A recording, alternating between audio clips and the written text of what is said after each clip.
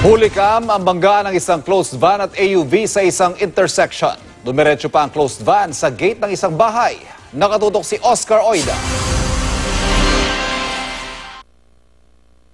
Alas 10:15 ng umaga nito lang Lunes nang mag-cruise ang landas ng isang closed van at isang AUV sa may panulukan ng Cuenco at Cordillera Street, sakop ng Barangay Lourdes sa Quezon City. Pagkasalpok sa AUV, dumire-diretso pa ang closed van. Sinuyod ang street sign hanggang sa sumalpok sa gate ng isang bahay sa lugar. Makikitang bagamat nakabangga na, patuloy pa rin sa pag-ikot ang gulong nito. Ang AUV naman, bumuga pa ng maitim na usok. Dapat tapakan niya, pre, no? Sa taranta niya, natapakan niya, silin niya to. Hindi na posible yan. Posible yun. Walang umaamin sa kanila eh. Pero ang malinaw umano, kapwa daw mabilis ang takbo ng dalawang sasakyan at pareho pang kinulang sa pagbibigayan. Halos pareha silang hindi nagbigayan.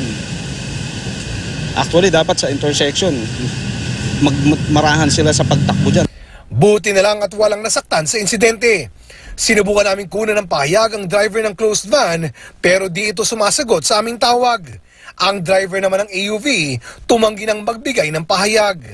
Ayon sa pamunuan ng barangay, matagal na raw nilang sakit ng ulo ang naturang intersection. Kanina nga lang, isang motorsiklo at isang AUV naman ang nagbanggaan sa lugar. Dahil maluwag kasi yung kalsada, so ang pakiramdam siguro ng mga motorista, laging pagka maluwag, sila parang free to mag-speed na nung kanilang mga sasakyan. Kaya tuloy hindi nagkakaroon ng bigayan, nauuwi tuloy sila pare-pareha sa banggaan. Ang gusto tuloy mangyari ni Kapitana, Puting yung maglagay ng rumble strips, yun yung para makakapagpahinto o makapagpabagal sa mga sasakyan. Oscar Oida, nakatutok, 24 oras.